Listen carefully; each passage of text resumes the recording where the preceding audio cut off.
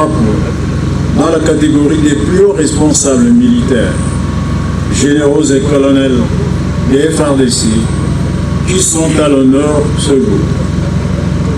Le stress pathogène qui les étreignait de longues années durant est, sans nul doute, en train de baisser sensiblement d'intensité à cet instant, où ils vont recevoir des mains du commandant suprême des forces armées la clé de la propriété familiale tant rêvée. Fini les interminables cauchemars des loyers impayés et de déguerpissements indignes d'un général, d'un colonel. Excellence, Monsieur le Président de la République, distingués invités, la réforme de notre système de défense est sans conteste un impératif cardinal pour l'existence de notre pays comme État. Cette réforme ne peut aboutir que si, au-delà de l'architecture, de la doctrine et d'autres éléments de notre système, elle prend en compte le sort des hommes et des femmes formés, motivés et engagés à servir la patrie jusqu'au sacrifice suprême.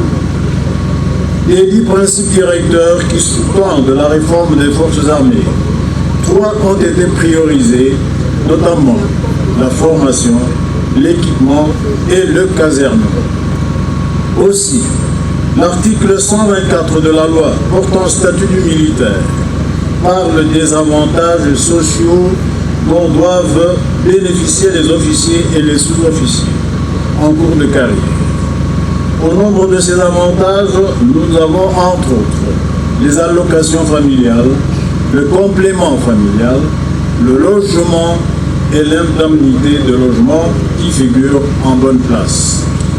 C'est dans le cadre de ce troisième avantage social qu'est née l'idée de construction des maisons au profit des officiers généraux et supérieurs des FARDC, moyennant un pourcentage de contribution, 35% du coût de leur part.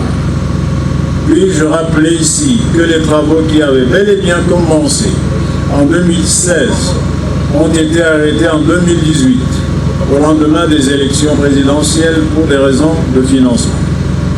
Fort de sa détermination, le gouvernement Samuel Kondé des Warriors a relancé en janvier 2022 le projet avec le même partenaire, à savoir la société Congo International Investment Group, sous la houlette du ministère de la Défense nationale et anciens combattants. En tout cas, c'est une grande joie, comme je l'ai exprimé. Une grande joie non seulement parce que nous avons accompli un pas de géant, mais une grande joie aussi parce que c'est un acte indélébile qui va rester dans les annales de ce pays, comme soutien à nos forces armées nationales. En ce moment particulier où le pays est agressé et ils sont en train de nous défendre corps et âme. Mais aussi, c'est une grande joie parce que beaucoup n'ont pas cru en ce projet. Ils ont cru que les nationaux que nous sommes n'étions pas capables de faire progresser un chantier ou un projet comme celui-là. Donc, comme le ministre l'a dit, comme nous l'avons dit, ce n'est qu'un premier pas. Cette remise aujourd'hui n'a été que symbolique. Parce qu'aujourd'hui, nous avons remis 30 clés, donc clés aux 30 villas, mais la concession, elle est grande, elle est encore un chantier qui se poursuit et qui va s'achever.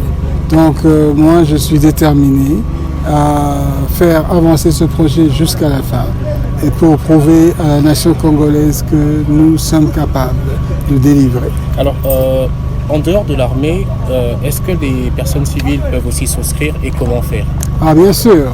En dehors de l'armée, nous avons déjà une dizaine de civils qui ont déjà reçu leur clé. Aujourd'hui, c'était la remise au FARDC, mais les civils sont aussi les bienvenus. Alors, comment faire pour souscrire à l'acquisition de nos villas? Il faut venir à nos bureaux, naturellement. Nous avons plusieurs types de maisons, avec plusieurs barèmes naturellement, plusieurs prix j'allais dire. Et ce sont des maisons à acquérir avec un paiement, comme on l'appelle, à tempérament, sur plusieurs années. Et nous avons des banques avec lesquelles nous travaillons qui sont disposées à donner des crédits à nos acquéreurs.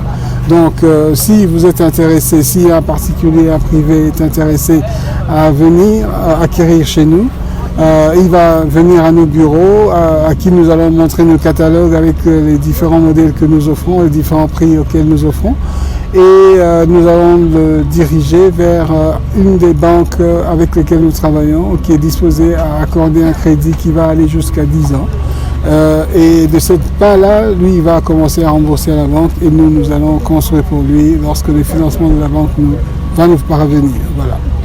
Dans la grande joie par rapport à l'importance que cet événement a pris, je suis dans la grande joie parce que les projets, et je retourne à la question précédente aussi sur le projet Poulma-Lebo. Notre désir, c'est d'égorger la ville de Kinshasa. Je pense que nous pouvons dire que Poulma-Lebo, c'est le premier projet immobilier fiable. Nous remercions cette bénédiction aussi que le chef a voulu donner au niveau de ce projet, mais ce que pour nous devient de plus en plus importante est comprendre que la maison devient un droit de tous. Et pour reprendre aussi les discours du ministre de la Défense et des anciens combattants, la maison représente une identification. Nous croyons dans ce projet, nous croyons aussi que Poulma-Lebo peut devenir un autre endroit où les gens peuvent s'épanouir et peuvent vivre convenablement.